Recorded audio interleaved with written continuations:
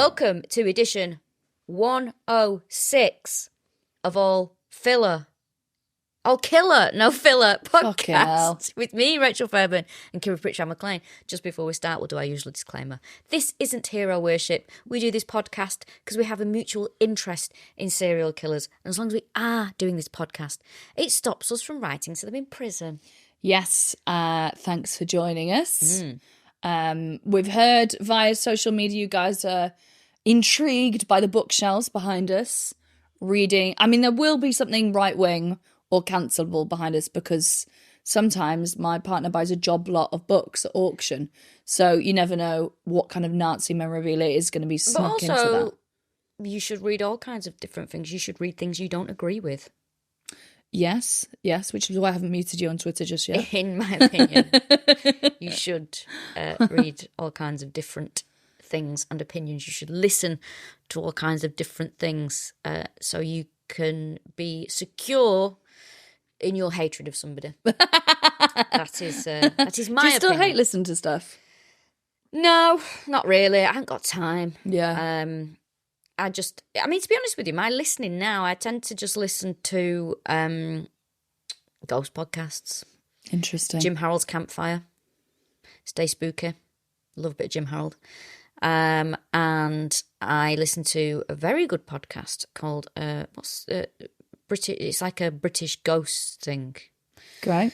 There you go. Kick off with some podcast recommendations. Now, full disclosure. So we're recording 2 episodes today.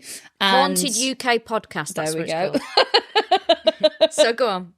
Do you know what, between this and the absolute nosedive in deterioration of how you do the intro, I'm worried there's some kind of mental deterioration going on, and this podcast is going to be a very slow documentation of it. I'm fine with that. This is very morbid to talk about, but and my mum's always said, you know, if she did find out there was going to be, she got an illness that was going to mentally debilitate her, she said, just letting you two know that I will be killing myself. So, does anyone want anything from the big Asda? Yeah, that's me and my sister, you two. And we're like, okay, fine. But I must have mentioned this before. What we used to do is we'd go through a phase of pretending like, what you on about, Mum? Oh, God. I'm not your daughter. That's absolutely You know, that kind of thing. She'd go, oh, you pair of bastards. What are you on about, Mum? I'm not your daughter. Yeah. Well, you fucked that straight away. Well, yeah. Well, what you on about? I'm not your daughter. Like, you've already told us that, Mum.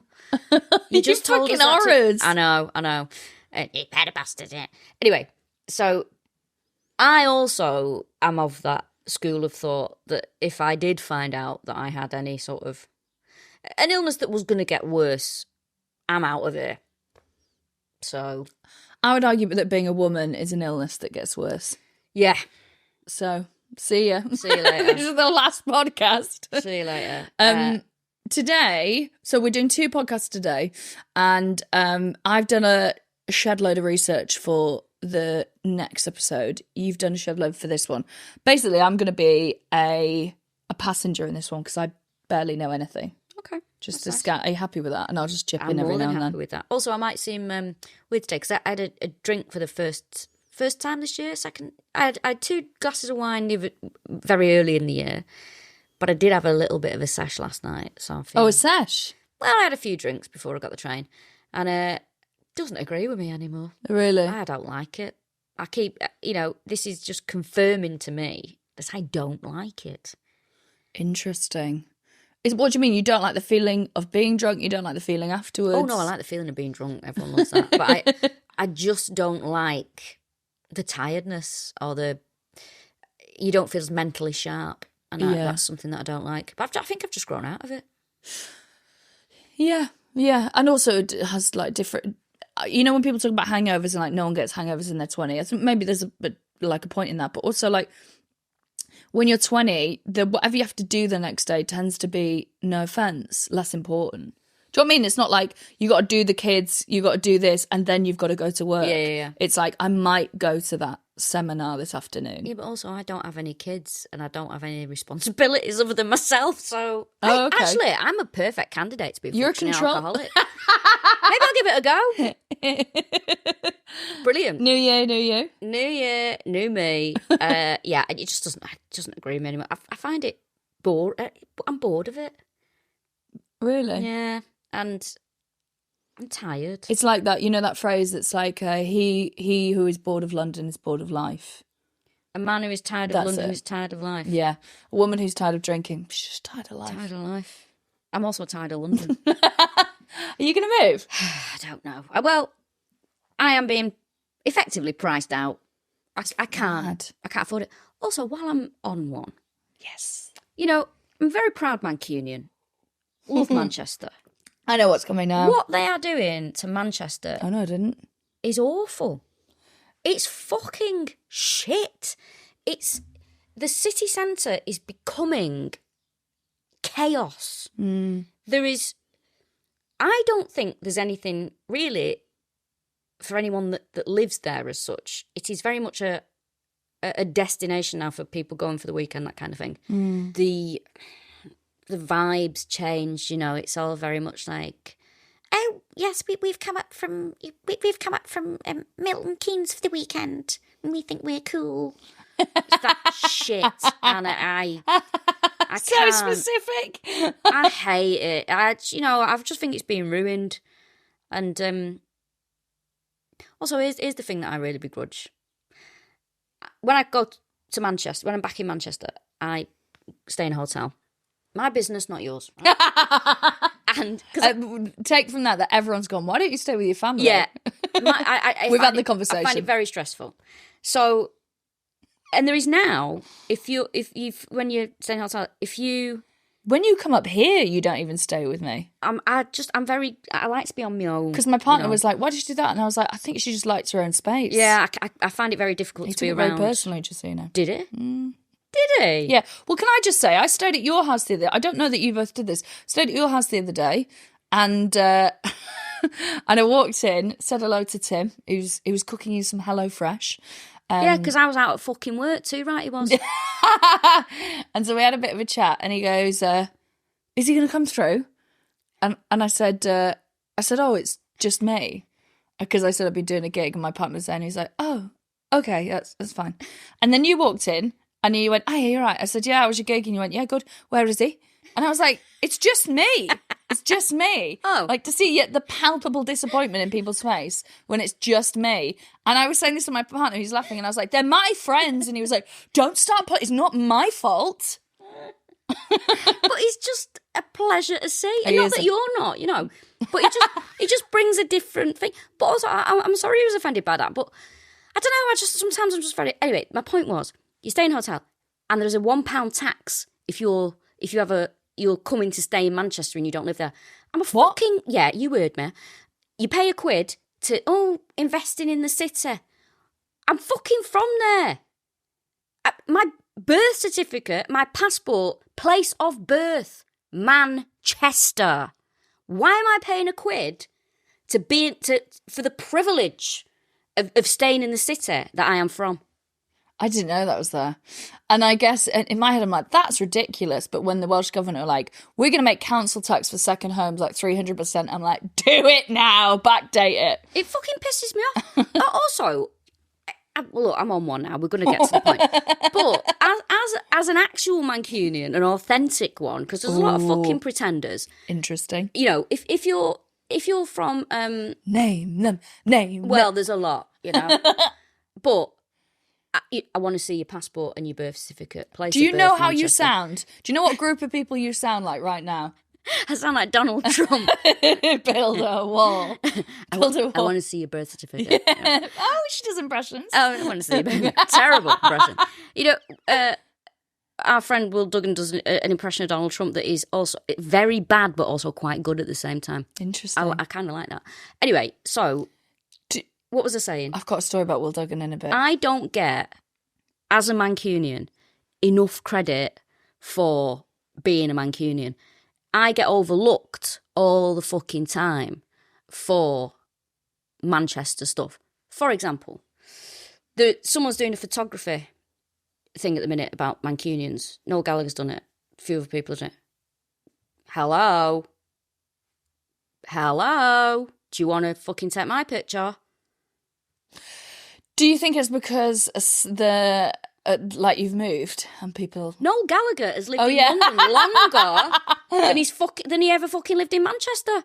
And also, I hate this bullshit of, well, you moved. It's like, where you're from is you. Mm-hmm. It doesn't matter that you don't live there anymore.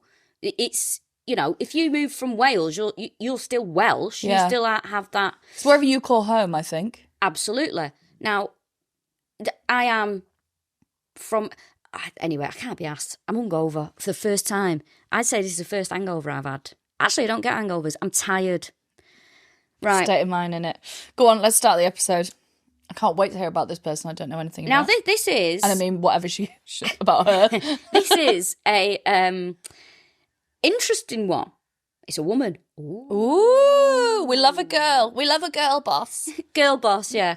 And it's relatively recent, and also... She's not technically a serial killer on paper, but I think she is. Okay, no, but I do also like it's these very ones. difficult to find a serial killing woman, so we can only work with what's out there. You know, this is Dena Thompson, known as the Black Widow. Mm-hmm. I feel like the Black Widow is one that gets thrown on anyone. Yeah, it's a very like Angel of Death. Angel of Death, Black Widow. Yeah, they're sort of like, when it comes, again, another thing women are being overlooked for when it comes to serial killer nicknames. Nicknames, yeah. Often just get lumped in together. Now, in December 2003, she was convicted of murdering her husband with a hot curry. And when you watch documentaries about her, you get really sick of hearing hot curry. Do you know what I mean? When something loses meaning, the more people say it, the more it's said. Hot curry. My name does that very... Have you ever said like your name over and over again? I think I only have to say my name like 2 or 3 times and it sounds fucking nonsense. Or something appears. Yeah. Like Candyman. Now, she seemed... There's not a lot about her early life, weirdly. Even though it's recent? Even though it's recent, yeah. Now, she had a relatively normal upbringing. She was born in... I will say as well, she seemed very ordinary, which is very important. But she's clearly a psychopath. Also, that's a backhanded insult. Like, she seemed very... They didn't say normal. They said ordinary. Ordinary, yeah. She was a very ordinary kind of girl, if you catch my drift. So what we've got here is we've got a murderer, a fraudster, and a bigamist. Yeah. Quite rare for a woman. Oh, so she's all of those things. She's all of those things. I thought it was like a murderer, a fraudster, and a bigamist walk into a bar, but this is all her. This is all her. Right. Now, she was a fantasist as well, but we will get to that in a bit. She was born in 1960 in a lower middle-class family in Hendon. She was a gymnast, which we'll come back later. And hot curry, gymnast, bigamist, I'm in. She left school with 10 O-levels. That's good, right? Well, it depends what grade. Oh, yeah. Could have been all D. But didn't It's like when people say, I'm a 6-figure earner. Where's the decimal point? You know? Tell me where the decimal point is and we'll go from there. I think in Wales you can get more GCSEs. I think how many O-levels / GCSEs do English people do? 10? I have no idea. I think we do 11 because Welsh is compulsory. No fucking idea. I have 3 GCSEs because I was bone idle.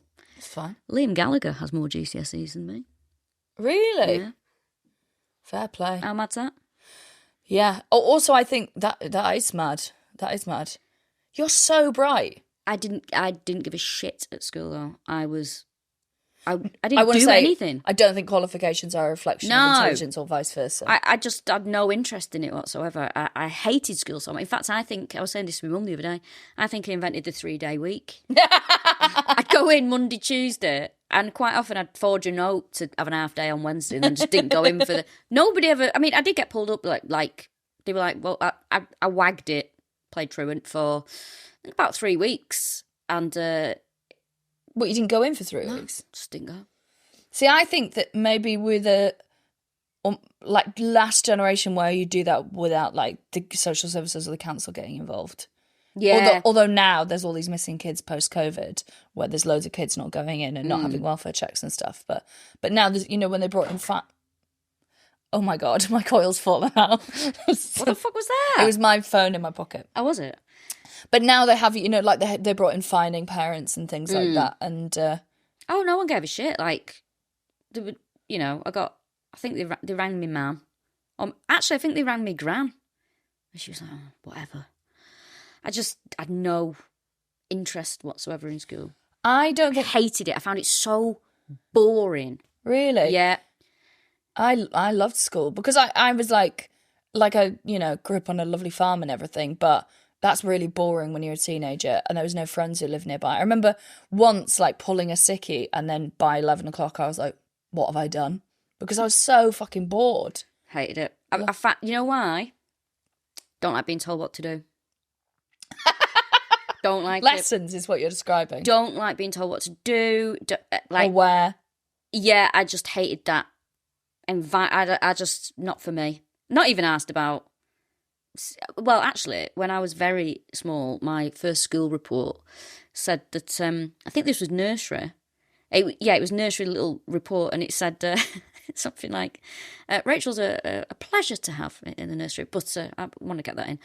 But it said, unfortunately, she sees school as purely a social occasion, and she's very much in for a shock when she goes into... At nursery? Which kind of absolute fucking Jobsworth is writing that kind of she's in for a shock? Yeah, but I was. I was like, what? You want me to do stuff? Not happening. I love the idea of you as like a little, like 3-year-old, and they're like, oh, she sees this as a social occasion. You're just like walking like, hi guys, I'm here. Rusk anybody? Milk. I hated school. Hated it. So boring. And I am just very much like, it's like when, I mean, this is really bad. I do tell my niece and nephew that are still at school. I'm like, doesn't matter. Everyone's like, will you stop telling them that? I'm like, do you want to stay off school? Stay off school. No point. Don't go to school. But do you know what I was thinking when you're talking about that? That actually it'll be really good for you saying that, because there will be people who, maybe you've got young people who are like finding school really, really hard, and you are told that like that's it, that's the end of your... I think sometimes it can make your choices easy if you have, certain qualifications. But you're a great example of how like that doesn't define you. So I think actually you're very, very brave. Not been to college, not been to university. Would you ever do a degree now? Because I think you're such an autodidact. Yeah. Do you know what Tim told me the other day? This is when I was at your house. He was like, she's so funny. She's so funny. And he tells me this. And I said, really? Who? No. But it was like late at night. You'd gone to bed ages ago, and he was sat there in the living room, like watching something or doing some work. And you apparently came storming out the room, and you were like, "Do you know Socrates is poison used in hemlock?" Yeah, well, I didn't know. So I was... and he was like, "What?" And she was like, "Why didn't you tell me if you knew? Socrates, hemlock." Oh my God. Anyway, see you later. And then just ran away into bed. Well, I didn't know he was executed. That was it. He was executed for having corrupting the minds of young people. Yeah. But I didn't know, and I read it and I went, well, this is new information. I went, do you know what Socrates was executed? He drank hemlock. And Tim was like, I thought you were going to tell me something really bad. But I was so galvanised. I was like, oh my God, I didn't know. I think it's quite... The thing is as well, I think it's quite... Sometimes Tim's very surprised when I don't know something. So he told me, he's like, well, the hippie district in San Francisco. And I went, no. He's like, you don't know what it's called? I went, no. He went, I'm so surprised when you don't know something. Shit in a pub quiz. I mean... Really? All the shit that I know, but you can only work with what questions you get, can't you? Anyway, Dena. Yes, Dena. She... worked behind the till at a local Halifax building society and just, a relatively normal life. Her first husband, Lee Wyatt, they met on a blind date. That was a real... Doesn't happen anymore. No, it doesn't. It's because of all the murders. But yeah, it was very popular for a while, wasn't it? I'd say like 80s, early 90s, blind dates were a thing that people would go on. Because here's the thing now, you can't do that because, like, what's the first thing? Let me see what he looks like. But also, like, I'll Google their name. Google them. Yeah. There's very hard to have a blind date now. Interesting. Lee was described as a good laugh. Good laugh. Like that. Good laugh. They had a son and they got married and they moved to the South Downs to a place called Yapton. Where's the South Downs? It's near Brighton. Okay, great. Lovely. I think. Don't write in.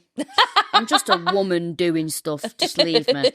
So Yapton, very small community. Sorry to jump in, but speaking of writing in, maybe we should make some time later because we've had some stuff to the mailbag, We guys. have, yeah, postbag. So Lee and Dena, just a normal family. Yeah. Dena went to work in the Woolwich Building Society in Arundel. Never been to Arundel. Why can't I say it? Arundel. It sounds like... I can't say it. Where else Arundel. is from? Arundel. Arundel Castle. I've never said it out loud. Arundel Castle. What a way to find out you can't pronounce something.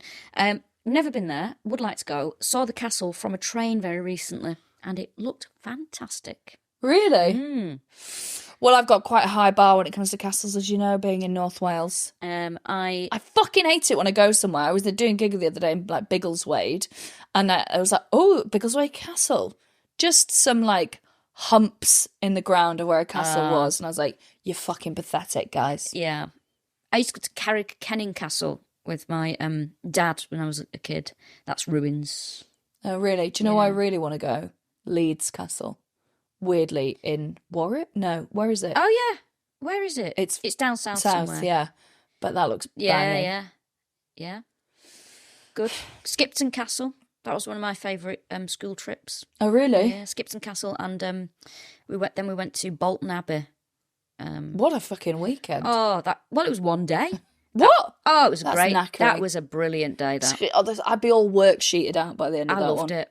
Absolutely loved it. Well, next time you're in the area, you should go to Penrhyn Castle, which is a neo-Norman castle not far from here. It's a Nazi and it's amazing. So it looks like this scary Norman castle, but it's a massive stately home inside. Where did I go over Christmas? It was a monastery. I can't fucking remember where it was. Fucking hell. If you're just listening for the first time. Where was it? I can't remember. It isn't always this achingly middle class. And joining us this week is Michael Portillo to talk about his favourite train snacks. Have I said this before? Like, I met Michael Portillo. You have, yeah, and you said he was lovely. You're a shy Tory. No, I honestly, I had to put my feelings aside because he was an absolute fucking delight. Polite, friendly, like me as a child, a joy to be around. So, Lee was described as a quiet bloke, good laugh, just a normal guy. Now, when they moved to Yapton, though, the neighbours who appear on a documentary, they seem like nosy bastards. And they, very noticing a lot of what's going on, if you ask me. Right. So they're very much like Lee was there and then suddenly he wasn't, which is important. So in Lee's absence, which we'll find out a bit about later on, she meets someone else. Now, she's still married to Lee, bear this in mind. She meets a chap called Julian Webb. Now, Julian was an advertising rep at the West Sussex Gazette. He was a keen fisherman. He was a bodybuilder. Loved Those the gym. two don't go together. Loved the gym. And he had an idea for the paper, which was a makeover sort of article. But instead of using, high street shops, he wanted to do it with local shops in Yapton. Right. All the clothes and all the makeup were from there. Now, Dena was selected as a model for this. Right, okay. And she loved it. Oh, she loved it. She had a lovely day. And so he meets Dena and is very taken with her. Yeah. And she takes over his life, more or less. Now, Julian was an only child, and his mother, Rosemary, she meets Dena, and she's like, well, I'm not what I thought he'd go for. And suddenly, within a few months of dating, they're planning to get married. So Rosemary's like, Now, the neighbours, noisy neighbours, were very surprised that they see Julian in the house because they're like, well, where's Lee? And she spotted kissing Julian on the doorstep. So this is very soon after the husband just disappears? Yes. Okay. Now, the neighbours are like, oh, who's this new guy? What's going on here? 2 weeks after she's spotted kissing him on the doorstep, a wedding car arrives outside the house. Do you know what this reeks of? The neighbours are bitter. They weren't invited. Yeah. So Lee is still nowhere to be seen. Where is Lee, you ask? Well, Lee is 300 miles away in Newquay. He's changed his name to Colin Mitchell. What? Yes. He's gone into an amusement arcade saying, hello, I'm Colin Mitchell. Can I have a job here? And the man that owns the amusement arcade said, yes, we have work available. He starts working there. The man that owns the amusement arcade says, is he... I feel like I've missed out a step here. We get in there. Okay. Please hang fire. So the chap that owns the amusement arcade, he said, this wasn't an unusual thing. People go to Newquay for summer work. Right, just this transient, is, this is, the 90s, early 2000s.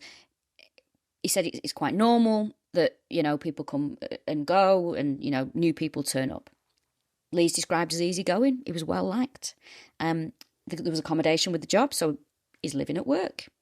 Now, of course, it's Lee. He says he's Colin.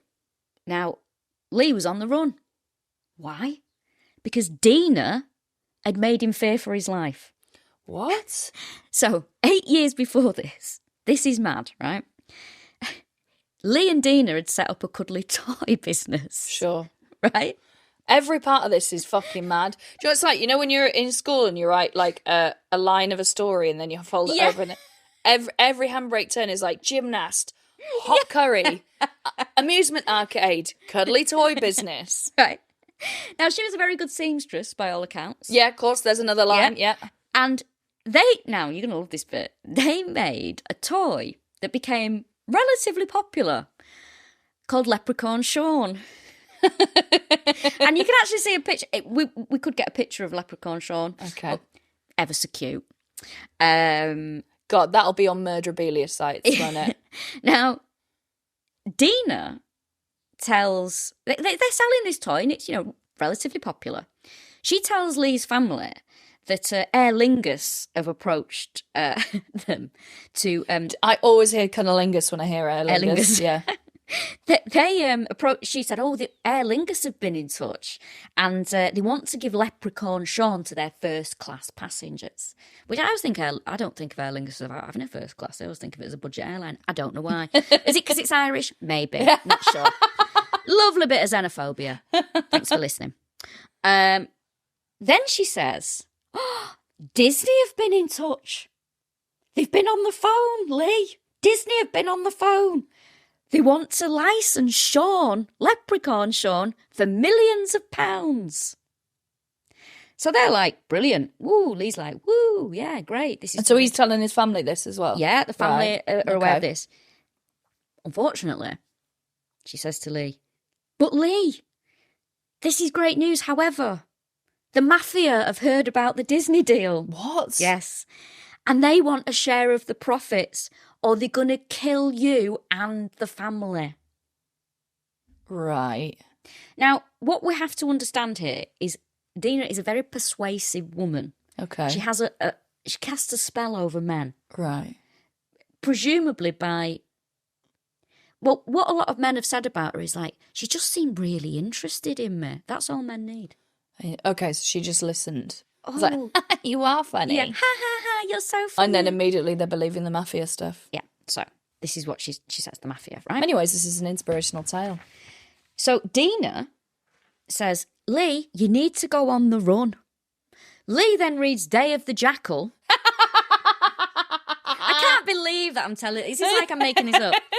And this is how he learns to disappear from that book, right?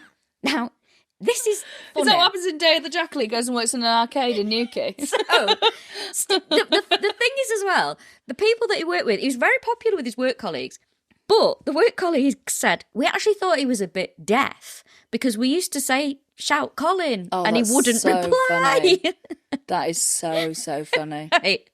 Now, obviously, there is no Disney deal. There is no mafia, right? Now, Lee... It's horrible, this, actually. Lee is getting paid his wages and he's putting that straight into Dena's account. He's got bear in mind they've got a child together as well. He's not seen his child. He's got no idea that she's met a new man. Oh, my God. And he's basically paid for that wedding. Oh, no. And he's not going to be on shitloads in an arcade either. So he's basically just, like, living off the bare minimum and sending everything over. Yes. And he's paying for a lovely buffet in a rugby club. Now, 2nd of November 1991, so we are in the 90s actually here, Dena marries Julian. Mm-hmm. Julian has no idea that this was bigamous. How does bigamy happen? Because to me, there's got to be a fucking spreadsheet somewhere saying Dena has married Lee, and then like Dena's now off the list of people who can be married until she gets divorced. I don't know. And then she's back in the other spreadsheet. It was the 90s. Yeah, Things were different. Sure, I the totally stone concur. roses are happening. But surely Everyone's a bit people free and easy. People could be bigamists now, right? Or is it? Have we nipped I it in the imagine bud? it's harder. I mean, you can probably be a bigamist if you marry abroad. Okay. Fine. Maybe Good to there know. are, but also maybe there's different rules. Maybe if you've been married in, I mean, one of my sadly now deceased family members was in the Merchant Navy and did have a wife in a different country. But Oh, really? yes, Great. but we'll not my story to tell. my favourite uncle. Anyway, so I can. I know I'm not going to. I mean, these kids would be annoyed at me. So they immediately go on the honeymoon afterwards. They go to Florida. Dena loves Florida. Of course she does. That's where her relationship with the Disney franchise started, no doubt. Absolutely. It is a favourite place. Florida pops up quite a lot in this. Loves Florida. Can't get enough of it. Now, the neighbours start to notice that Dena seemed very awkward with Julian. The nosy neighbours, they often see a man coming home. Julian go to work. Another man arrive for dinner. And then that man leave before Julian comes home. I think she's a legend. And there's quite a few near misses as well. Oh, really? Yeah, of Julian turning up and a man leaving. And I guess she's just like, oh, Out the back. Double glazing, that kind of thing. And Dena tells Julian very early in their marriage that she's terminally ill. Oh, fuck. When people do this, it's wild and it's so common as well, where they lie about having a terminal illness. Yeah, I assume wow. this is not going to be true. No, it's not. But I know someone that I used to be friends with, very telling that, worked with a woman who had told her that she had terminal cancer. Mm. Now, my first thought was, why is she still working at the Bupa call centre? Why is she not seizing the day? Yeah. Anyway. She should be in Disneyland. I met this person. Mm. And, I mean, I have nothing to do with me. I'm told she's dying. Who am I to not believe her? But I got a whiff of something not quite right. Anyway, a couple of weeks after I'd met this person, I get a phone call off my friend. And she's like, she's not fucking dying at all. There's nothing fucking wrong with her. And she's done it before. What? What is that one called? Where you lie about... Is it Munchausen's? But no, Munchausen's is actually when you cause an illness, right? Yes. So there must be another word for people who it's lie about it. Cunt. That's what it is. I think there's nothing... It's very low to lie about stuff like that. Yeah. Very low. It feels like... I know someone who was in a relationship with someone who...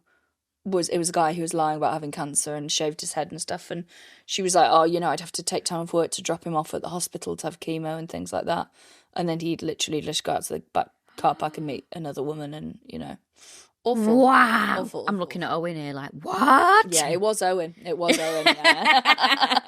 His hair's grown in lovely though. So she tells Julian, I'm dying, and not only that, the Woolwich Building Society where I work, they're going to sack me because I'm ill.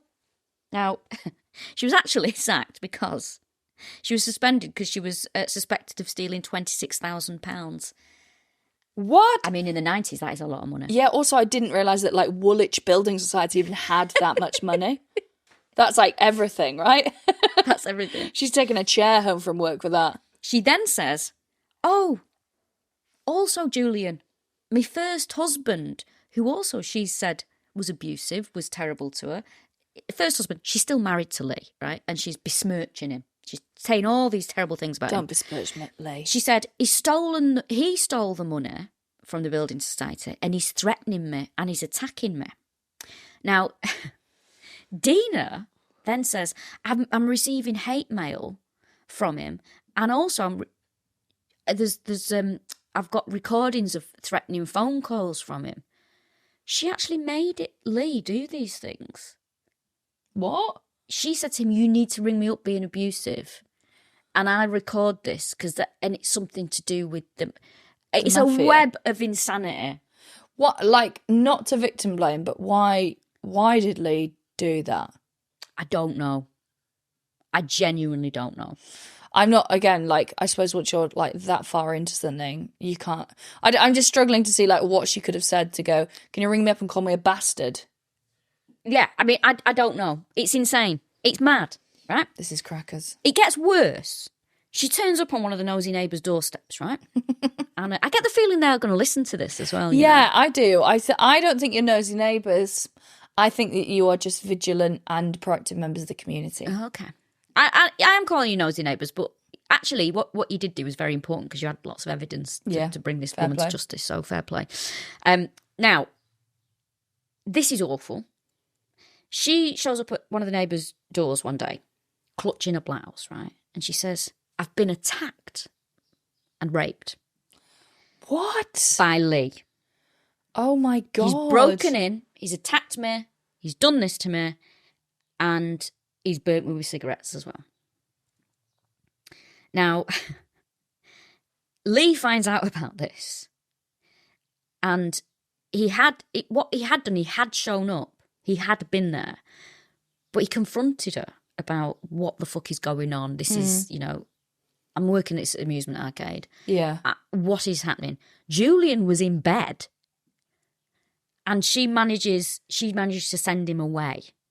So she's got the second husband in bed upstairs, the first husband on the doorstep going... Well, they both are husband. Oh, yeah. The original, the OG husband going, why do I have to keep sending you voicemails calling you a bitch? Yes. Also, can I stop working in an arcade, please? Yes. And she goes, I'll be 1 minute, knocks on the neighbour's door and goes, he raped me. Yes. Whoa.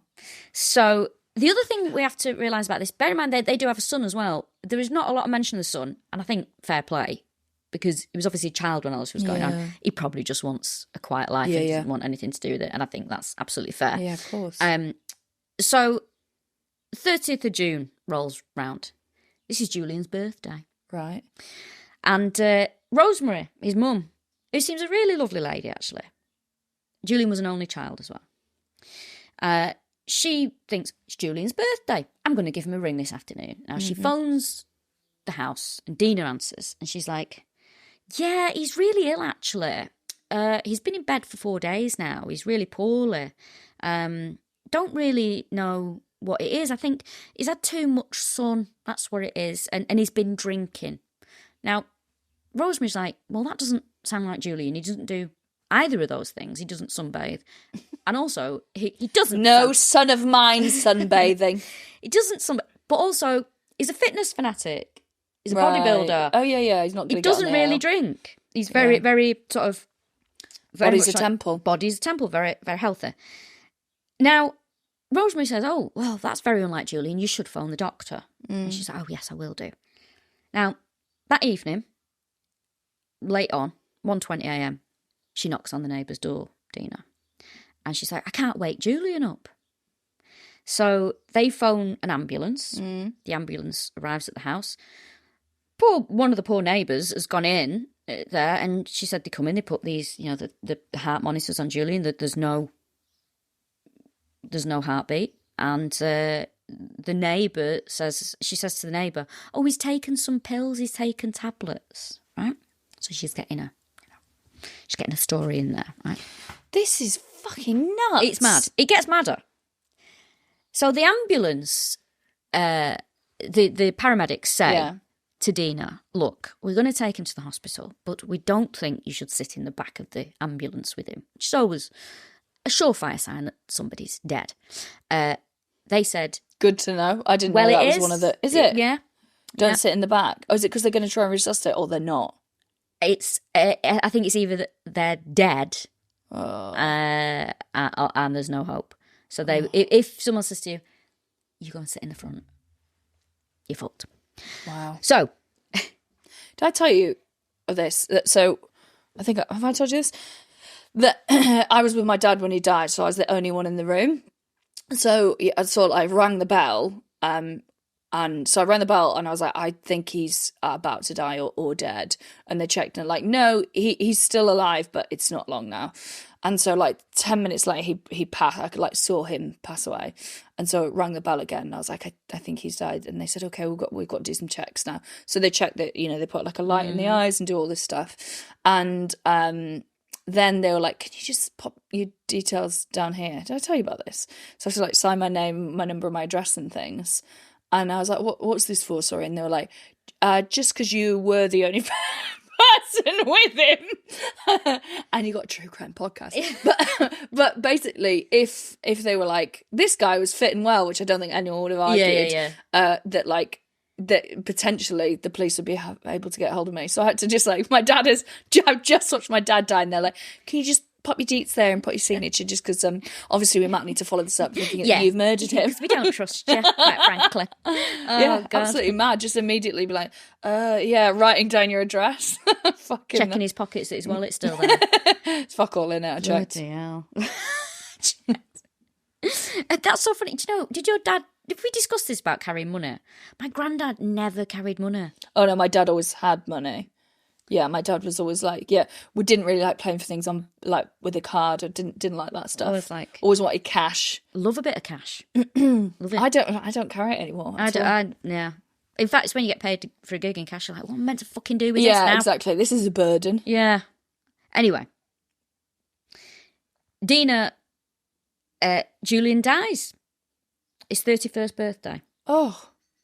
And oh, hang on. That must have immediately been suspicious, right? That a bodybuilder dies at only 31. Well, I've missed something out here. The ambulance, that's what I was saying. So she's told this. The neighbours said, there was no sign of distress here. She was like, oh, I get to ride in the front, do I? She was absolutely Can I put the Ninos on? Yeah, well, that's what the guy said. When he'd been interviewed, the neighbour said, I was surprised that she didn't ask if she could put the sirens on. Fucking hell. So her poor husband, poor Julian, who by all accounts is, you know, people were very, very fond of him. He was a very popular guy. Do you think the paramedics knew the fact that she's been so weird? Or is it just grief is weird? I think it was very much like grief is weird. Yeah. I think. But, you know, Julian was so... And it's very sad because on one of the documentaries, one of Julian's friends is interviewed. And, you know, even years later, he's just really upset and he just says what a nice guy he was and that he misses him. And, you know, it was just like... He's spoken so highly of. And you think, you know, his mum, Rosemary, seems lovely. It's her only child, you know. Yeah, it's so hard, isn't it? Because, like, from that perspective, you're like, the only crime my son committed was, like, falling in love with the wrong person. Yeah. Which is so sad, isn't it? Well, they say that he's died of an overdose of antidepressants and aspirin. A couple of days later, Dena is found on the doorstep of his work in a nightdress and an overcoat. She says to one of his colleagues, Julian's dead. And they're like, oh my God, what? And because she was ringing in work for him, very unlike him to be off work sick. And she said, oh, Julian's dead. And can I see the insurance manager about his life insurance, please? What? Yeah. Put on a pair of trousers for that. She says to everyone that he's killed himself with an overdose. Now, his mum... Doesn't that invalidate a lot of insurance policies? Death by suicide, I think, very weirdly and gross, especially back then, would often, invalidate insurance policies. Oh, I don't know about that. Something I heard. I mean, I recently. don't have life insurance. For what? What do I need my life insurance I've been for? thinking about getting life insurance. Well, because I've got a house, right? And no kids. I just don't. I mean, what? I just don't want my fella to be like out on his ear. Or I'd love the idea of that. Come live with you. My last thought being, oh, he's going to get evicted. Yeah, he can come and live with us. Yeah, I know, you'd be fucking thrilled. Yeah. In fact, I might just put a pillow on. But that's the other thing. I'm sort of like, trust him implicitly and everything. I want him to be looked after, but I also don't want a fucking incentive. Because I imagine when you're like on, like, I imagine if you've got a career like ours that's like on telly a bit, but potentially burgeoning, they can just put whatever number on there be like, oh, well, you know, what would she have made if she lived till she was in her 80s or whatever? So I don't know if it's going to mean I've got a very high... Listen, last time we chatted about a product, which was a deodorant, we got sent a free deodorant and it was absolutely fantastic. Thank you, Fussy. Thank you, Fussy. It was brilliant. So you want life insurance? I want life insurance, guys. Is there anyone listening out there who can help me with life insurance? I just don't see that. I think if you've got kids, sure, have life insurance, absolutely. I don't have kids. I think I would like you it. can have a pet. I think I would like it. But that's a will, right? You don't have life insurance so your pet's looked after. I don't. Do you? This is it. This is why we need help. So I want life insurance. So if I die, then the mortgage is paid off. I want a house, so I have to get my life insured. There we go. Give me a house. Give me a mortgage. I'm sick of paying some other cunt's mortgage. That's my life, paying for someone else's house. I think you'll have a house in the next 2 years. I think you'll have your dream house in Cornwall. Chance would be a fine thing. I might go and work at an amusement arcade in Newquay. I think I'd be happy. I can imagine your sort of feel-good, can-do attitude being brilliant on an arcade. Do you know, I think I'd be happy. I do. Handing over cups of 2p's. Absolutely. One rubber glove on so you're not touching anyone's stuff. Anyway, so Dena, she gets a bit mixed up here because she's telling some people he's killed himself. She phones a friend in Florida and says, he had too much sun and drank too much and it was too much for his heart. His heart couldn't take it. Listen, if that was a way that people died on the regs, all of Britain, when they go to Spain, would be dead. There would be like a mass extermination event. I told you my French friend, Julian, her grandmother died on a sun lounger in the garden. Oh, lovely way to go. Yeah. With a gin and tonic next to her. Fucking hell, yeah. Add that to the list. Nice. That's how you want to go. Yeah, absolutely. Sun hat on. Lovely. Protecting herself until the very end. So, now, Rosemary, of course, Julian's mother, is like, there is no way my son would have overdosed. Yeah. This just would not happen. And she says, well, where did he get tranquilizers from? And Dena goes, oh, they're mine, right? Now, there's an open verdict recorded about Julian's death. There's insufficient evidence to say it was suicide or suspicious. So, open verdict. Now, Dena is then very unpleasant to Rosemary, who is obviously shocked. Her only child, her beloved son, is dead, right? And what I like about Rosemary is she says in the interview, I did suspect her. Well, I didn't suspect her. I knew that she'd done this, right? She's like, there's something. Mother's instinct, man. Absolutely. Now, Dena was very unpleasant then to Rosemary. She says, oh, we need to get on with it. I'm going to have him cremated. Oh. Right?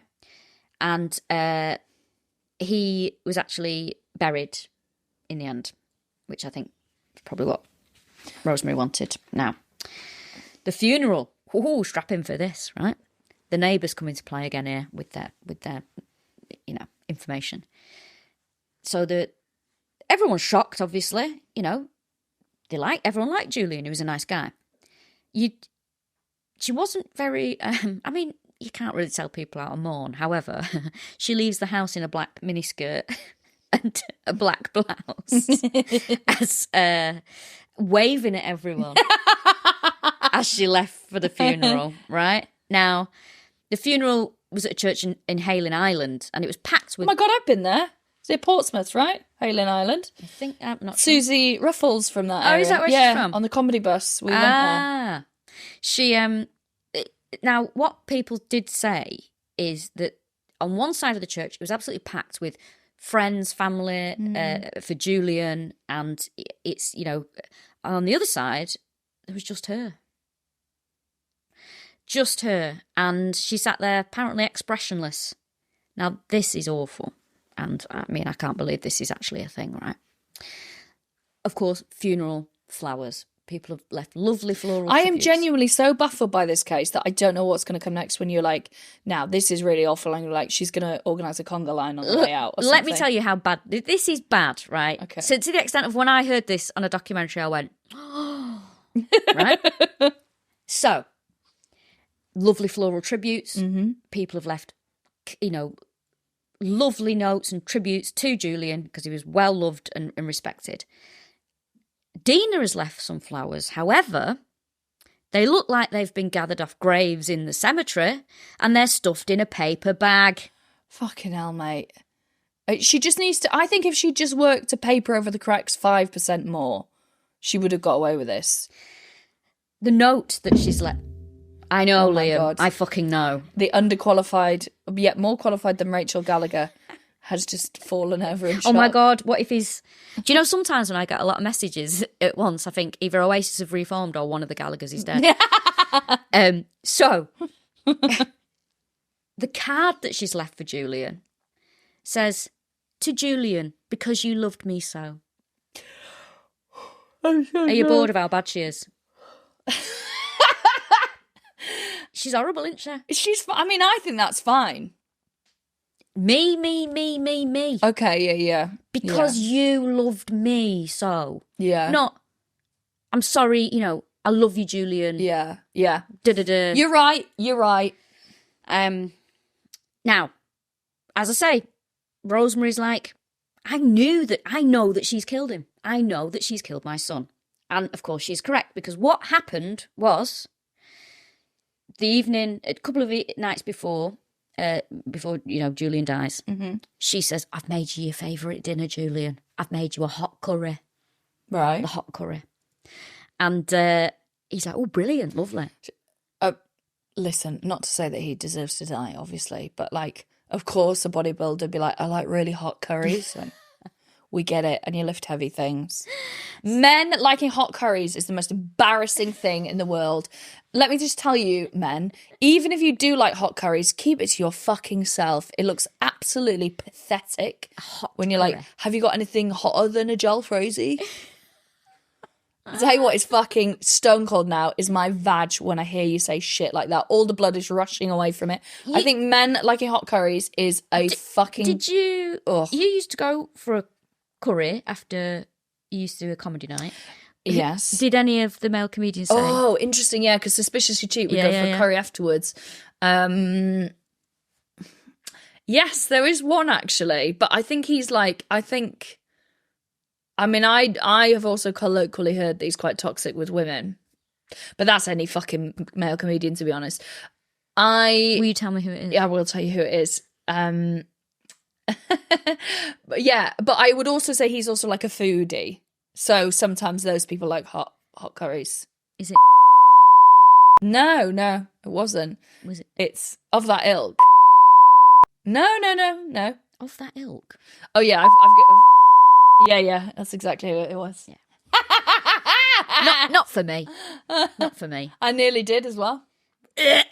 I know. Oh no, I didn't know. I didn't. Not for me. That person. Yeah, it was overrated as well. It could be any male comedian. Could be anyone. So, obviously, poor Julian's dead. Lee Wyatt is in exile. Mm-hmm. Dena's alone again.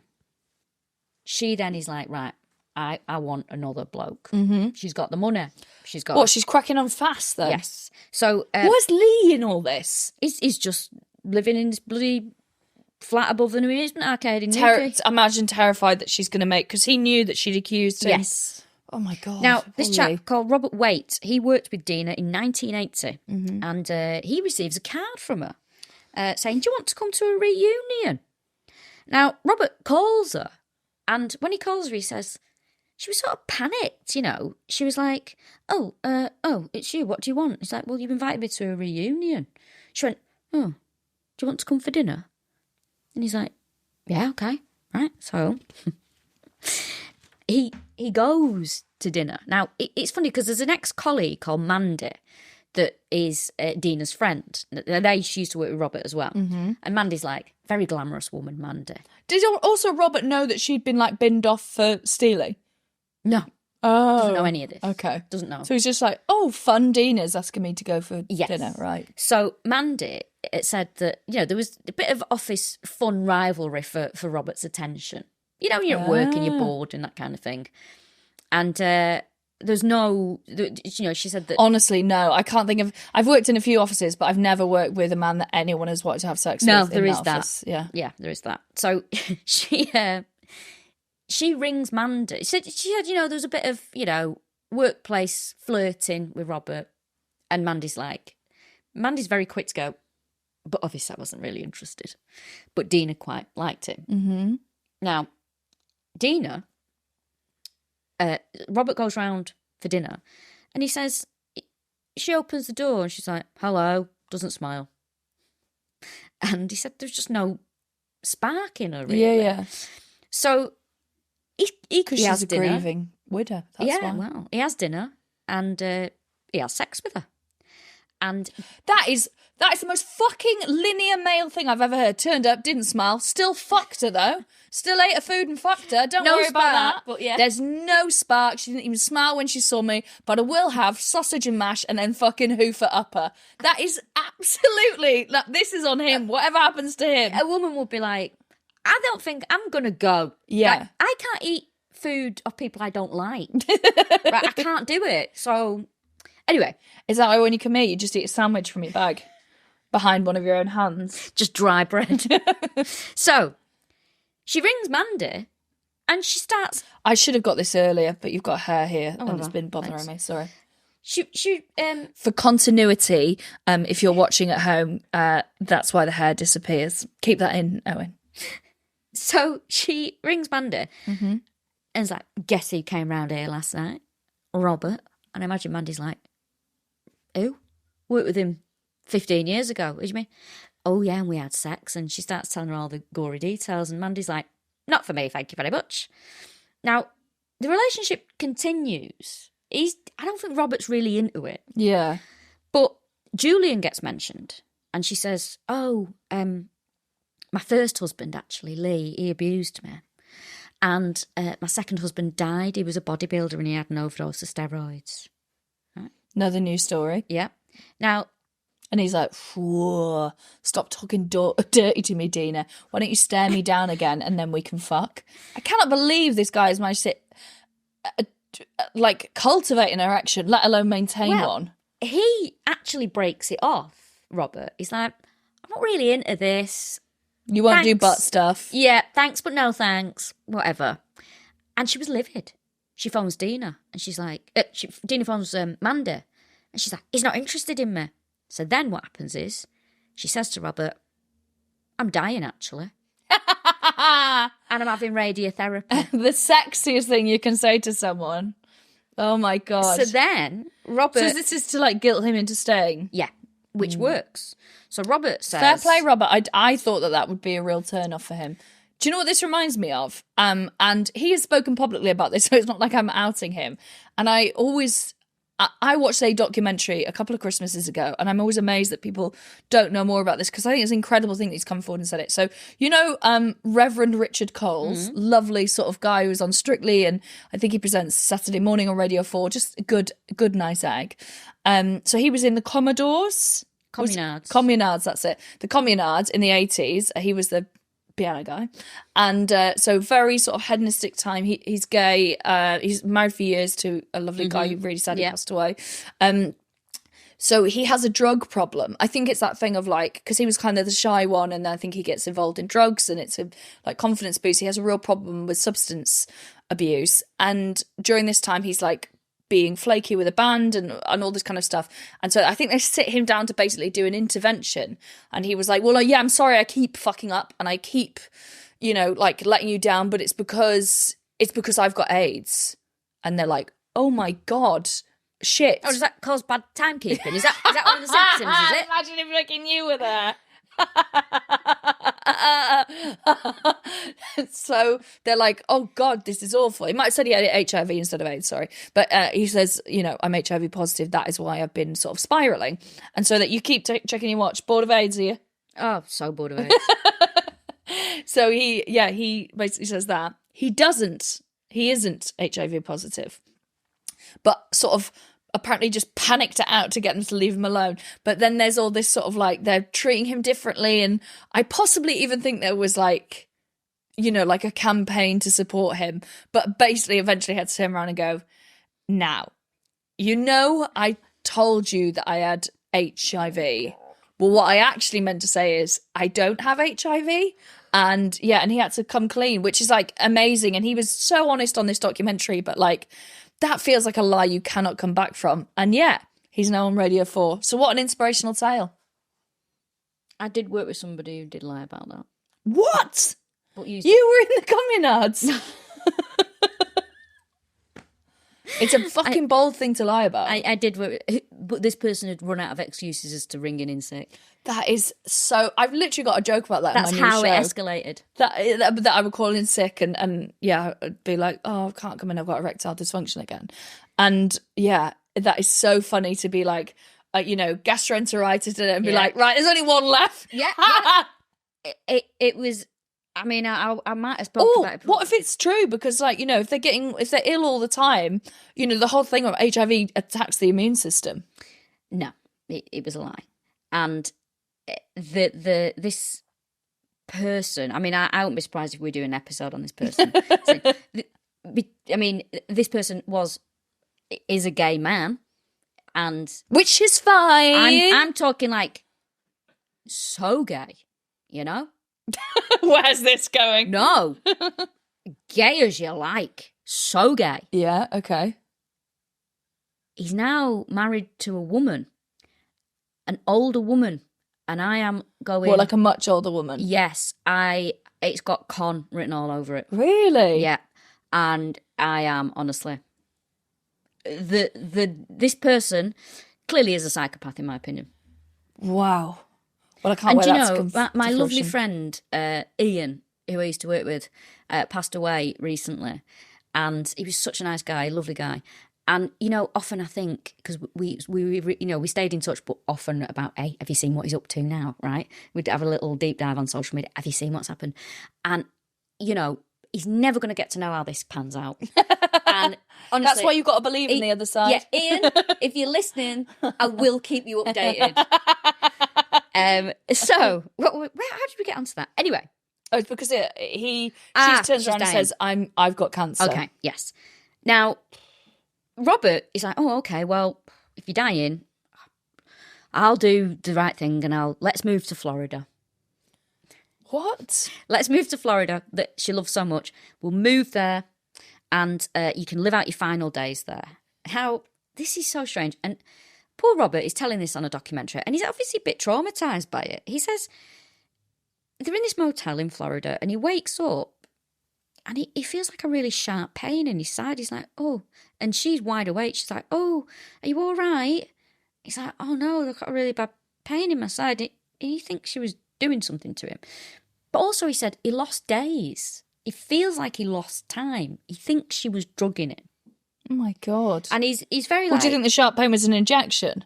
Yeah. So he said, in the documentary, he's like, I don't actually want to talk about it because I find it so odd and he's obviously still like knowing what he knows now. I told you I used to go to the guy who's quite a bit older than me and he when he was younger, he went out with someone who was drugging him. What? Yeah, I think they were a drug dealer anyway. But yeah, she was being drugged. And he tried to sort of like, just wasn't going, it wasn't happening basically. And then he was like, I think, that thing where you can, sometimes you're in a relationship and you can see the other person mentally packing their bags. So he's like, that started going on. And that's when I started to like, I couldn't stay awake all the time. I was getting so fatigued I couldn't leave the house. God. Yeah, and then he went to the doctors and they did a blood test and they were like, well, there's shitloads of drugs in your system. That's why, mate. Like, you need to stop abusing drugs. And he's like, I don't take drugs. Wow. Yeah, she was drugging him. That's why you can't trust women. The new name of the podcast. Now, he is sure that he was drugged. Very traumatic experience with the poor bloke.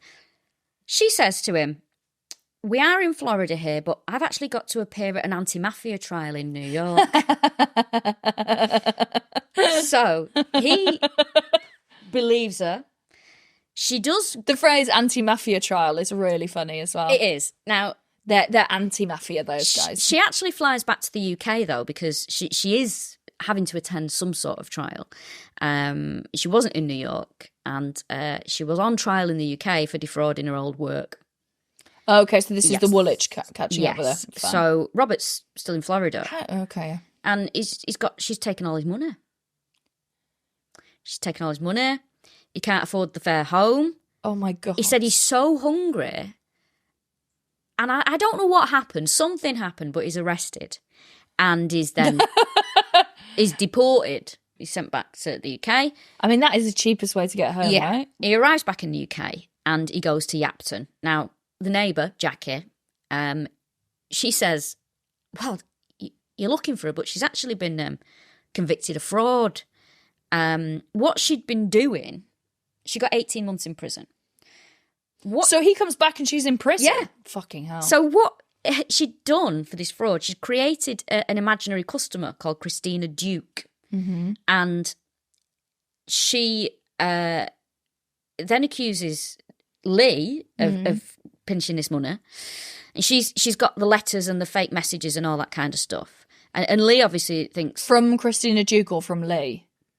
From Lee. But she said... So she creates a paper trail? Yeah, and she said that he's on the run with Christina Duke. Right. And also he was cleared of attacking her because he wasn't there and he had alibis. So everyone's like, no, he's actually at the... He didn't attack her. That's not the thing that happened. Oh, my God. He was by the grabbers. He was by the grabbers. So 18 months in prison. She's released 9 months later. And the neighbours... Actually, I'm warming to the neighbours.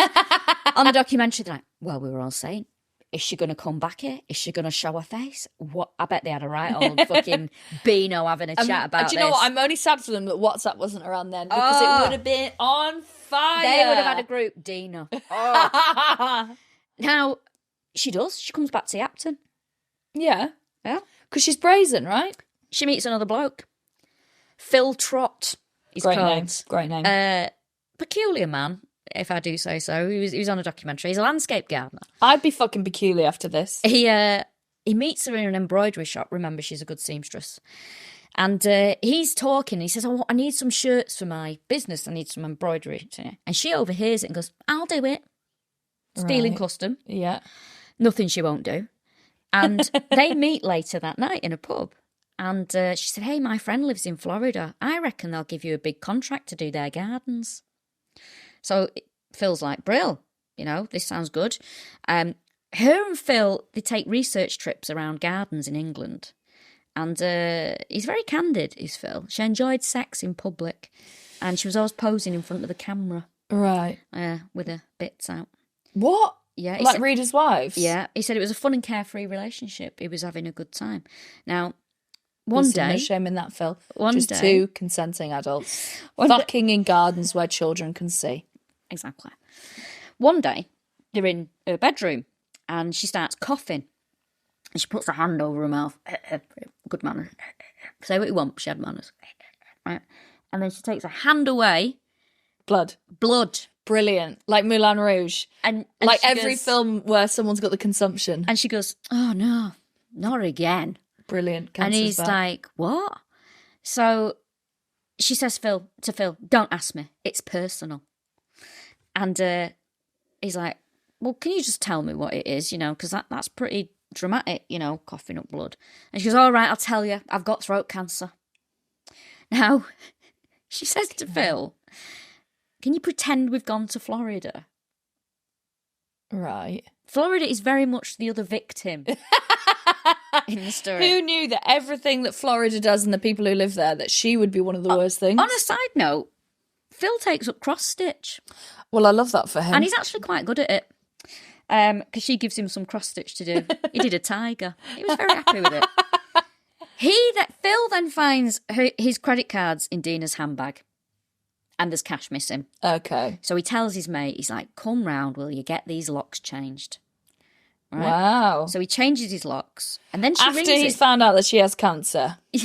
But then she rings him to say, I'm on my way back. So he gets his mate to change the locks back. And then he's like, no, actually do change the locks. Which is information that nobody needed in this story, really. Now, locks have been changed. She can't get in. And he's like, well, I don't believe you. You're a fake and a phony, and I wish I'd never laid eyes on you.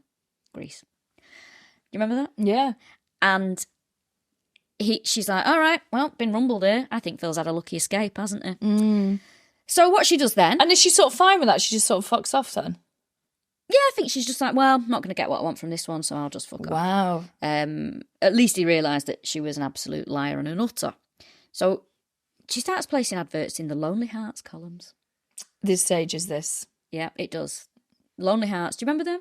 Remember them? Yeah, for a while in the Metro they had a version as well that was sort of like spotted on stuff, right? Oh, do you remember that? Rush Hour Crush. That's it. Yeah, that's like, did you have a copy of Sapiens and were wearing a Mac? And we're like, then I'm in love with you and the 500 other men who are dressed like that. So, Lonely Hearts. Obviously, it was Lonely Hearts ranged from wholesome to filthy, didn't they? I didn't know that. I thought it was all wholesome. They don't know. There'd be stuff sort of like... I thought it was like good sense of humour, walks on the beach, looking for a physical relationship. I thought was like, that's... No, well, some of them they had codes, didn't they? So some would be like, you might get BDSM in there. Or there'd be things like... it's not code, that, is it? Bum curious, It didn't say that, I made it up. But, there'd be stuff like, or there'd be women looking for other women, gay curious, that kind of thing, I didn't know that. I thought they were all very sort of wholesome, and then something that's like heavily suggestive, like, physical relationship is important. Well, 76-year-old man looking for a woman between the ages of 21 and 22. When you think about it, it's mad though, because that would have been someone's job, just facilitating the Lonely Hearts. When it was post, somebody like, oh, right, well, that... and then opening up a letter that stinks. Yeah, and then they'd send that to that person, and all this. And then... Oh, wait. And then people would write in, and then you would forward the letter on. Of course, yeah. But then, obviously, it became phone, voicemail. You'd leave messages, and people would have they'd ring back, oh, well, that's out of that person, we'll give them a ring back, that kind of thing. Different time. Different, a very sweet time. Richard Thompson, a divorced telecoms manager. He answers an advert placed by a bubbly blonde. And it's Dena. And a few months later, she's Mrs. Thompson. Fucking hell, she moves fast, doesn't it? Again, they're going to Florida. She loves it. She says to him as well, well, I didn't want to tell you, but I've won the lottery. Brilliant. Right? Won the lottery. This is a real sort of like 90s tick box. Yeah, they get married in Florida. That's where they got married. Very 90s. And she says to him, yeah, I've won the lottery. Yeah, right. And let's live out your dream, because he's always wanted a boat. And he's always wanted to, he wanted to be captain of a boat. So he goes to an American sea school, passed with flying colours. He wanted everyone to know this in the documentary. and he takes early retirement as well and cashes in a couple of pensions, because she says, well, I've won this money, so you cash that in. And she uses his money to renovate his house so they can rent it out while he's away. And they've got a waste disposal in Richard's house, and she says to him casually one day, oh, Richard, would this get rid of bones? No. She doesn't, does she? She does. Now, she bought him an Alsatian a few months before because he wanted a dog, right? A 90s dog. Quite irresponsible when you're moving, but whatever. And out of the blue, she asks him one day, Richard, can I pretend to attack you to see what the dog does? What? So he's like, yeah, okay. Having said that, Ben, my favourite dog in the world, my Black Labrador, we used to go, I must have mentioned this before, we used to go, Ben. And he'd go, Ben. You go, kill Ben. Kill. And he'd go fucking mental, bounce off the walls, jump on the furniture. Really? Loved it. Yeah. Kill Ben. Kill. But he was just responding to he didn't know what the word kill means. He's responding to her intention. Her tone. Just the tone. Yeah. He thought it was a game. Yeah. My dog, if my partner and I cuddle, is like really like some prude. Really? He hates it, yeah. And he'll like start barking and making noises. It's like, I think he's another person who's like, get your hands off him. You don't deserve to touch him. Just another person in my life who's... Like the cat this morning. I've never seen anything like that. Cats don't care about anyone. Yeah.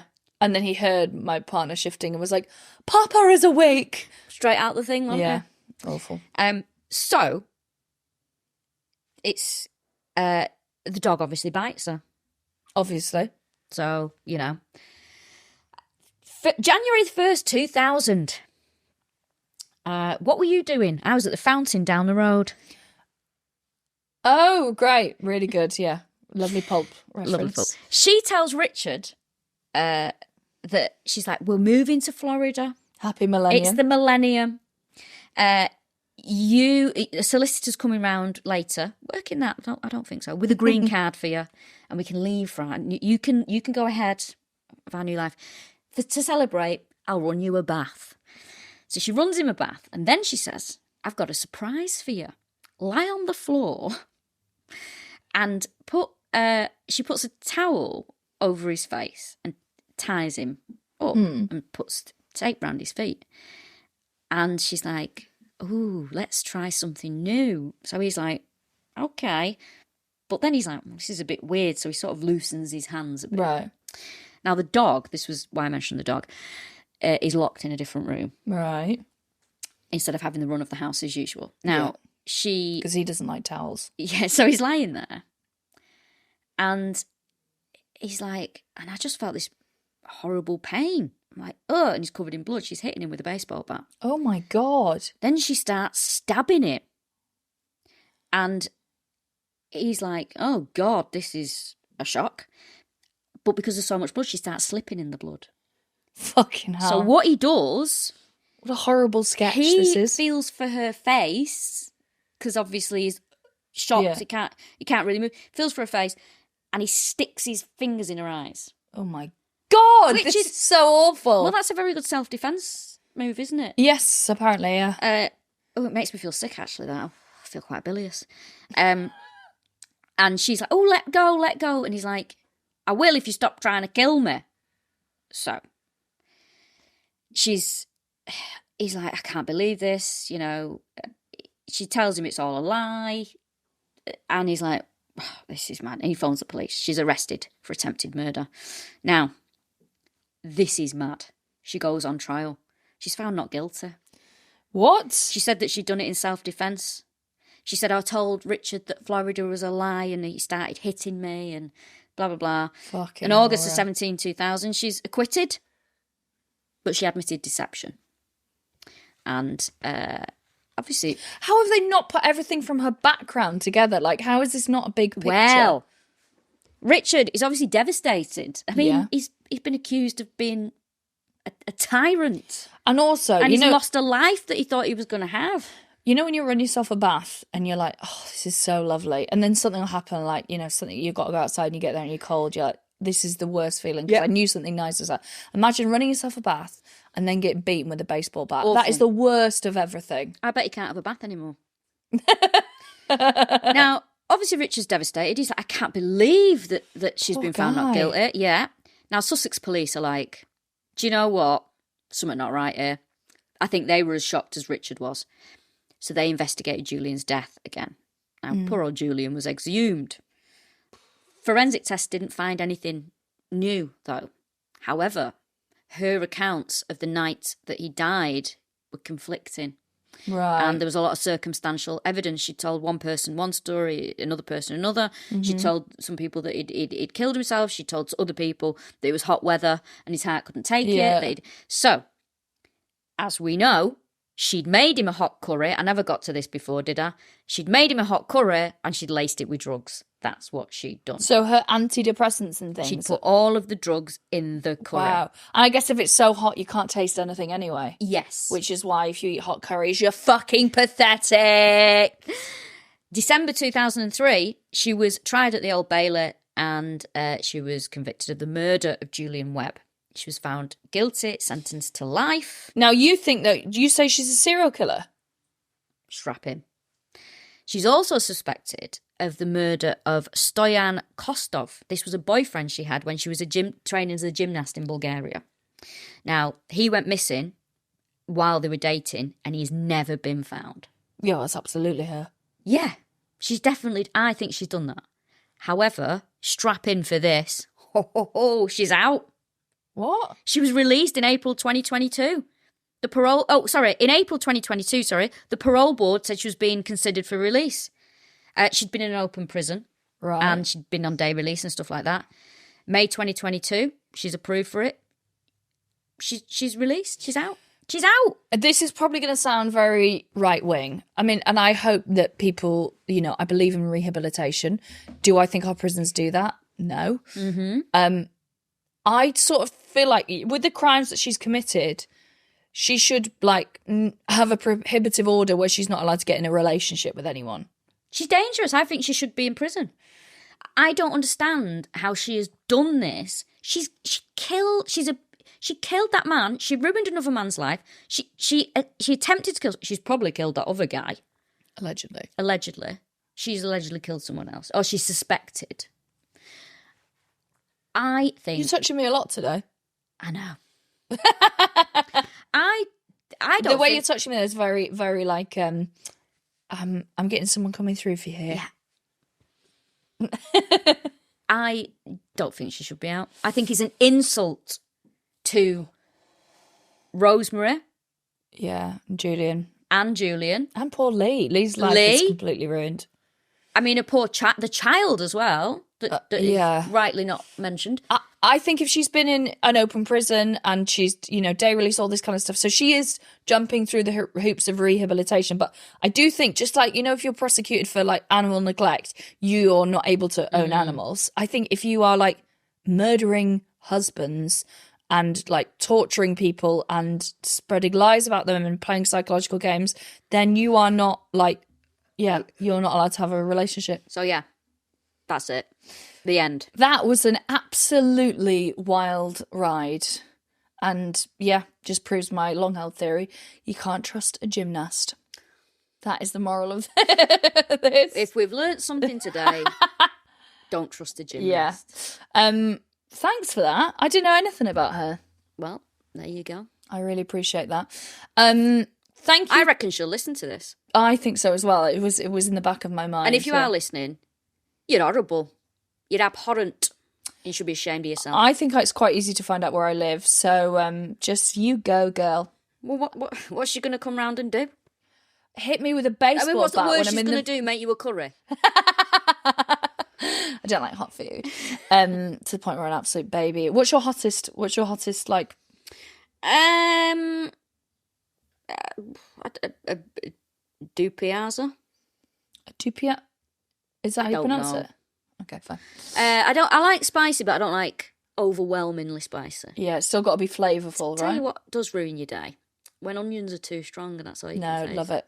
You like it? Oh, wait, no. If garlic is so strong it burns my mouth, I love that. See, I don't mind. It's when spring onions are the main culprits of this. Interesting. Wagamama.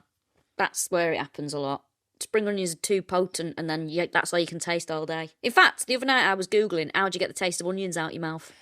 We've got the things in the house that's like a metal garlic. And it's, when you cut onions or garlic or fish or whatever, it makes your hands stink forever. Well, this is like, it's just metal and you rub it against, and it's something to do with whatever's ions or whatever are charged, that the smell sticks to the thing and just you don't have to use soap or anything. You use it like a bar of soap. Isn't that weird? Does it? God, no. I need more than that. Yeah. I actually like the smell of food on hands. Do you? Oh, that's fucking horrible. Do you know what it reminds me of? When my grandma used to do loads of cooking and baking and stuff like that. But floury, buttery smell is nice. But not just food in general. Do you know what also? This is so pathetic. You know, it takes me right back to my childhood. People tapping me on the back. Like... like burping you? No, not burping, just tap it. Like, because I used to sit on my grandma's knee and she used to tap me on the back. So that if someone taps me on the back, I'm like... Oh. That's nice. Yes. Anyway. I don't like to reveal too much of my softer side. It is there. Thanks everyone who has bought tickets for my tour. I really appreciate that. Peacock, you can get them. Are we on tour at this point? Oh, I actually don't know. Thanks to everyone that came to Glasgow. Thanks to everyone who came to Glasgow, maybe? No, we're not. Okay. Always going. Shut the fuck up. So yeah, loads of dates have sold out now, and hopefully you're coming to see us. Christ knows when we'll tour again, because it's been a nightmare fitting this in, and you'll probably be on tour again next year. Anyway. We're tired old women. I am actually touring at the end of the year, and fucking hell, you never stop. I just I'll tell you about that in a bit. Well, I love that gossip. It's good. It's not anything bad. No, I didn't assume it would be. So yeah, thank you very much to everyone who's bought tickets to the tour. Anything else? And to my tour, Peacock. Nothing to report. I feel quite bilious. Let's go and have a sit down before we do the other episode. Just a cup of tea. Right. That was Dena Thompson. I hope you enjoyed the episode, Dena.